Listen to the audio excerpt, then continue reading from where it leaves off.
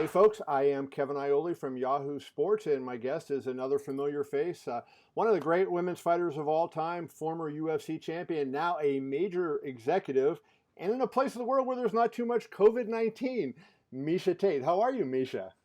Yes, I'm doing good. Thank you. Yeah, thanks for giving that shout out too to Singapore. They really are handling the situation pretty well, and I'm grateful. But we are even locking down more so, dividing the country into quadrants, right? So you kind of we are in the I would say southwestern quadrant, so we can't really go to like the northeastern quadrant Oh, wow. starting on next week, right? So they're trying to even mitigate it more. But Singapore is very ahead of the curve, and I think the government has handled the situation beautifully.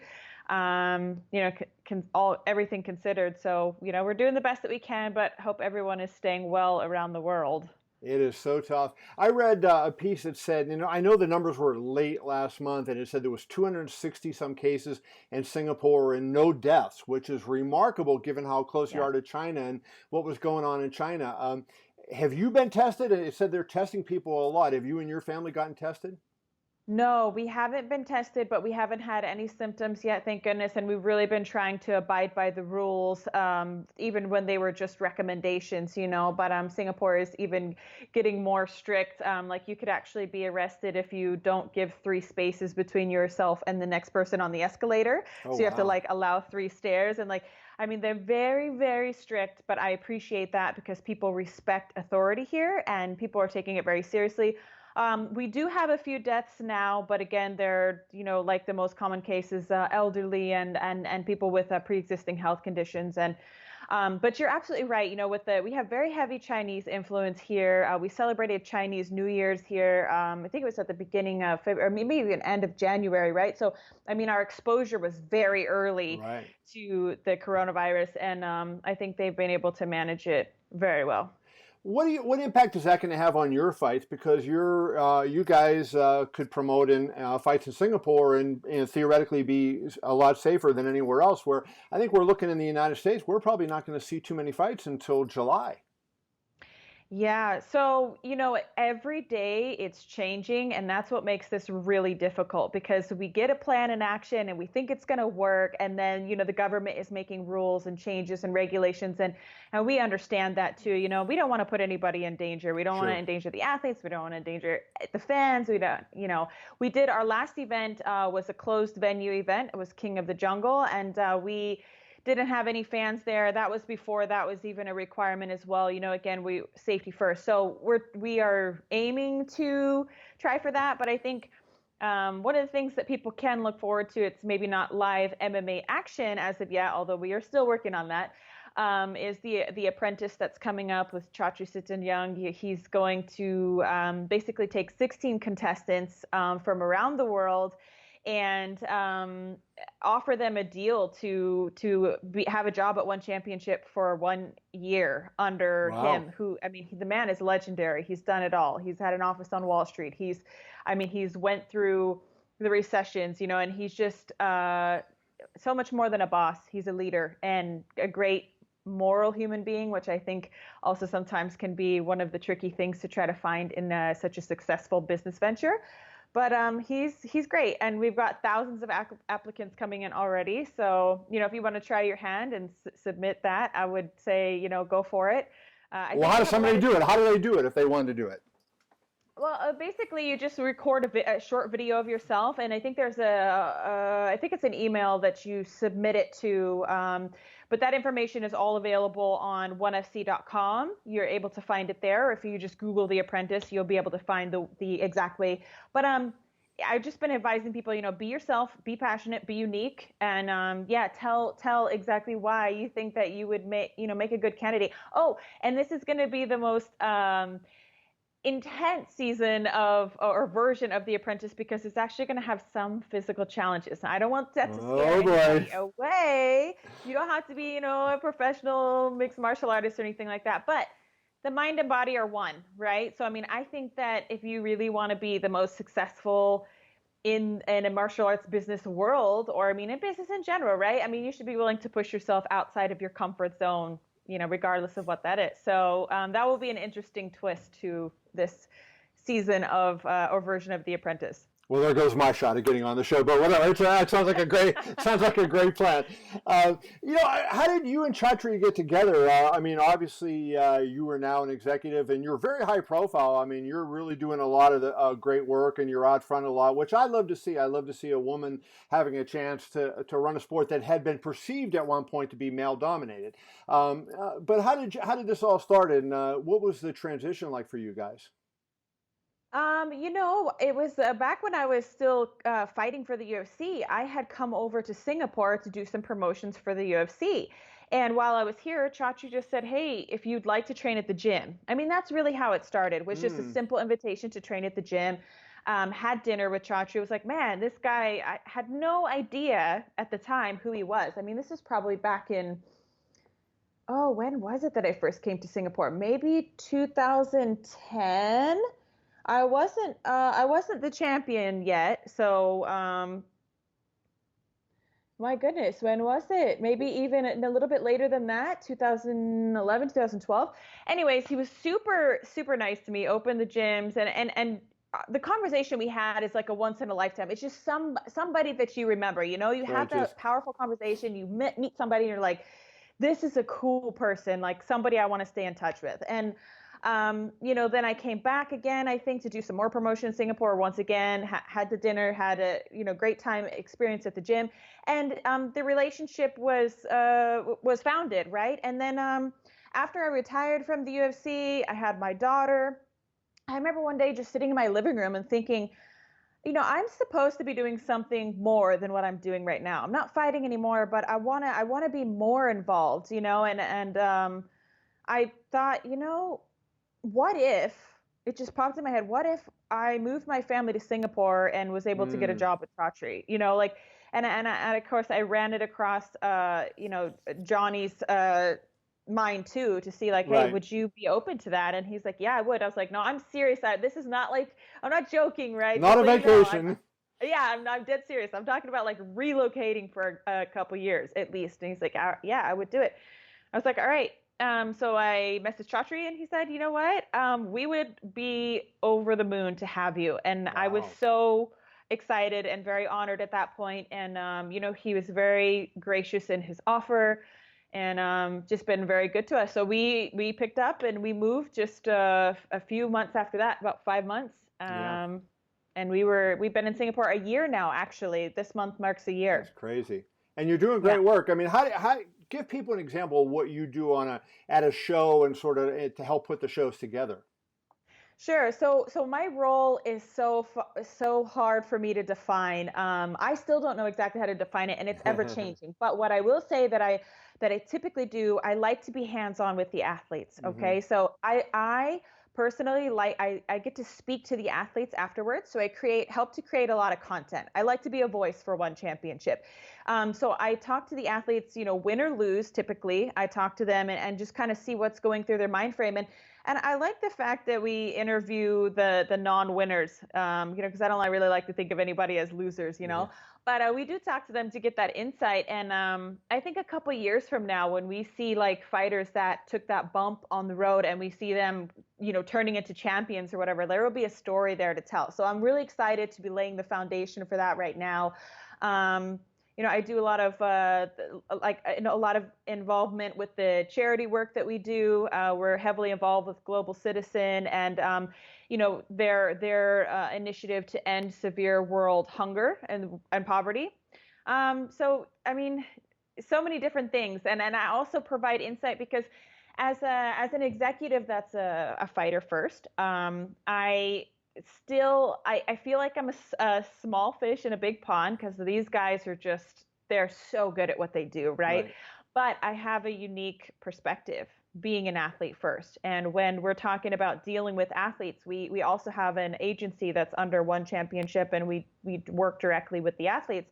So a lot of times they come to me just for the simple advice, like, should we do this with the athletes or should we not? Hmm. And one of the big things is like trying to interview athletes, like I say 2 hours has got to be the cutoff. I personally like to give the athletes the whole day, but get that camera out of their face, for Yeah. that last couple hours. Like they, if they're vulnerable in that moment, Right. let them be vulnerable. If they need to throw up before their match, let them throw up. That's not for the world to see. You know what I Right. mean? Unless they are willing to volunteer that, but please don't push it on them or ask that of them, Right. So I'm very, very much an advocate for the athletes. And of course, leading the charge for women here in Asia. There's still parts of the world, we come from the Western world, Kevin. Right. We're used to women doing and being great, and that's a wonderful change to see, especially considering when I started martial arts, Right. it wasn't that way. But there are so many parts of the world, and especially here in Asia, that are still on that uphill battle to allow women to have the same fundamental rights as their male counterparts. So, I'm always working to spread the message and the initiative in those departments too. I wonder if you got a chance to see the fight at UFC. Was a 248 with between Weili, Zhang, and Oh yeah. Joanna. And what was your thought on that? And did that have any memories for you? I mean, my God, that was an incredible fight, and I think that people are going to be talking about that one as one of the greatest fights in. I wrote in my column that night, not just not just in women's MMA history, but in Yep. MMA history. Exactly.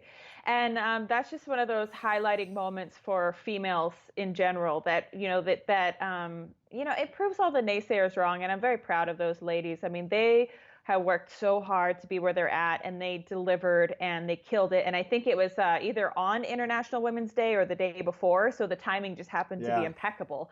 But those women are exactly what I'm talking about. They're role models, and they are the ones that can set a shining example of just how great women can be in this sport. I thought the fight was fantastic. I loved it. It's one of the best fights I've ever seen in my life, and they just killed it. It makes me very proud. When you look, I mean, I think if you look at the Invicta fights, Invicta almost always the women's fights are tremendous. And Dana has said, you and Ronda Rousey and some of the other pioneer women, kind of turned him on to how good the women's fights were. Why do you think it is that routinely women's fighters tend to have that extra drive that you see in the ring, that maybe the men don't have? I think it's a lot of it's the chip on the shoulder. At least for me, it was, right? And I know times have changed where, it's not the taboo thing to do. Right. It's kind of a cool thing to do now for females, and that there's not as much resistance when you walk in a gym as a woman who wants to train martial arts. But I'll still say, I still think that there is a bit of a battle. And for myself, that's a lot of what it was that I wanted to do it. And it really rubbed me the wrong way that people had a problem with me choosing my own destiny. Right. Like that's some foreign concept that women should be able to do that. It's like, yeah, we should actually be able to do that. It should be a fundamental right for everybody. But it just, some people create a mold for what they think is appropriate for who. And, a big part of my motivation was to break that mold. I did not want to be encased. I didn't want to be in a box, and I didn't want to fit a mold. I just wanted to be me. And that's really what it boils down to. And so I think for women, sometimes we still feel a bit of that resistance. It is still out there, and even in the modern Western world that we come from, there's still a lot of people that just can't wrap their minds around it, won't, or just don't support it. And, that's okay, to each his own, but it definitely could be something that's added motivation for women. I wonder, what was the high point for you? Was it winning the UFC title, or was it the Strikeforce Championship when that was 5 years earlier, you won that. And that's at a point when the women weren't allowed to fight in the UFC. So was that the high point, or was getting the UFC title the one of your personal fight career? Well, at different moments in my career, they were the highlight. But if you're asking me to look back introspectively now, definitely the highlight for me was winning the UFC world title, because I think just the way that fight played out, and the finish in the fifth round, the whole fight kind of was symbolic of my career in a nutshell. And I really enjoyed that night. It was so memorable for me. And, it was to get on the UFC that once didn't allow women to fight and to or to, well, excuse me, I wasn't a headline on that event, but I have headlined the UFC events before, just to be at the pinnacle of the sport, essentially, after a decade, that was almost 10 years to the day that I started fighting, that I had my first fight. So, everything all together was just such a memorable moment. But, I will say the Strikeforce one was a memorable moment too, because I went into that with a grade 3 tear of my MCL. Oh, wow. And a lot of people thought that, you're crazy, you shouldn't be fighting. And, it was, again, one of those mind over matter situations. Right. And I was proud of myself to be able to take out Marloes Coenen, who, very good fighter. Oh my God, like she was incredible, especially for the time. I still remember watching her fight Chris Cyborg, and I was very young in my career, and there wasn't a lot of females to look up to at the time, and she was one of them. And I remember thinking, my God, I hope I never have to fight her. At the time, it was so funny, And then there she is. But you know what? It's that good old adage that you want your idols to become your rivals. And that's one when I still saw her so much higher than me, and I worked so hard that by the time I got to actually face her a year or two later, I was supremely confident. And that was such a cool the development that you made. Yes, it was such a cool exchange. I went from admiring her to like her just being on another level, and I just wasn't there yet. And then to get on that level and actually feel like I was better, and at the end I did. I finished her in an arm triangle choke, right? So, that was a memorable moment as well. I want to ask you this. I don't want to go down a rabbit hole here, but I think Gina Carano was probably the most prominent fighter that never fought in the UFC.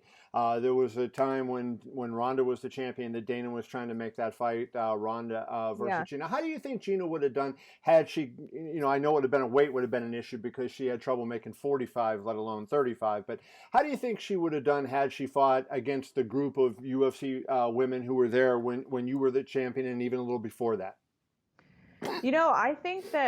I think that Gina would have done well. I don't necessarily say that she would have won them all, but I mean, she was passionate, she was strong, she had a lot of determination. And I think also, when I talk about a chip on the shoulder, that's something that you can't just break down as a part of a skill set. Right. I mean, Gina was one of the ones who had to take the brunt of that heavy criticism and that you don't belong here, or you're too pretty, or I mean, all the negativity, right? Like, she's one of the ones that had to break the initial glass ceiling, and it was not an easy time when Gina was doing that. Was making those. So what I'm saying is, I think that her mental fortitude is something that you can't really calculate in a skill set, and I think that she would have done well. Yeah, I always thought so too, Miesha, because I felt like when she fought Cyborg, even though it was a first round finish, she was in that round. Like, some people look back on it, and it was, over 10 years ago now, and some people think, she got blown out. But you watch that fight, and Gina had her moments in that first round, and Cyborg caught her toward the end of the round. But it was certainly, you could see that fight on a certain trajectory that Gina might have won the fight had she not got caught with the one shot. Yeah, I mean, that's what I mean. And Cyborg was, demolishing everybody at that time, and the fact that Gina could actually hit her and do some damage. I mean, it said something, right? I mean, it was something that really no one else was able to do. So, Gina's she's a talented woman, and I'm so happy for her and her career now, what she's doing with Disney and all that good stuff. Right. Like, she's just an incredible individual. If you don't follow her, you should. She's a fun person to follow on Instagram and whatnot. Yeah, she's sure. I'll show you how old I am. I remember her dad playing in the NFL, so that shows you how old I am. Just to wrap up, I saw Chatri said recently, I think maybe it was this week, that he was interested in co-promoting with UFC on a women's title fight. So that's been the age-old question. How do you get Dana White to do that? He's never wanted to do that. So my question for you is, do you think that is necessary? Is there even a need? Like, I've always kind of said, hey, stay in your lane and make your product the best it is. Don't worry about, having your fighters fight UFC. What does that prove? Well, what do you think? Do you think it's good for the sport? Do you think it should happen? And do you feel like there's ever a day when it might happen, when the UFC might open the doors? What goes on in the UFC. Do you think that may ever occur? It's interesting in the recent light of this COVID-19 virus and whatnot. I feel like if the idea was ever going to be at the forefront of someone's mind, like Dana's, I think it would be at a time like this. Because how can we deliver live sport? No sport is able to do that right now. And I think that of all the sports, probably martial arts is the closest. And maybe if you have two top dogs working together, something could happen for the greater good. Do I think it should happen? I'm all for, like Chatri always says, a rising tide makes all the ships sail higher, right? So it's not, we don't need to be enemies in this, right? I mean, right. We have our different strategies, and we're going to have our different fan bases, and that's okay. But I think it would be kind of cool. It's been done in the past, right? I mean, we've seen other top organizations putting on super fights and things right. like that. I mean, and what we always talk about comparing Bellator and, the top, we talked about Ben Askren and how would he do. That was a great not controversial, I wouldn't say, but you know what I'm saying. That was highly interesting. Right. He came from one championship that people wanted to see how he was going to do in the UFC. Right. So anyways, what I'm saying is I think that there is some leverage that could be done, and I think that the fans would appreciate that overall. So if we were going to do it for anybody's sakes, I mean, why not? Why not do it for the fans? We don't have to be enemies of this, I think if it makes the fighters more money, it's good for the fighters. I'd be into it, but I color me a skeptic. I don't know that we're going to see that. So, anyway. Well, I mean, you never know. I mean, we've seen crazier things happen. I feel like, there was a time when Dana was saying that we'll never see women in the UFC, So, I mean, you never know. It would be cool, I think. I mean, I wouldn't say it would be a regular thing, but to see potentially down the road, two successful world champions. We have Zhang Xingnan is our Chinese world champion, and she is a monster. A knockout artist. Yes, she is. I would love to see her fight Weili. I mean, that would be really cool, wouldn't it? I mean, two of the best from China going at it from two different organizations. It'd be pretty cool. I think they might get pretty good TV ratings there. I agree. That'd be something. Miesha, one of the best ever do it, and a brilliant MMA mind. Thank you so much for taking the time. Absolutely. Thanks, Kevin. Appreciate you, Miesha.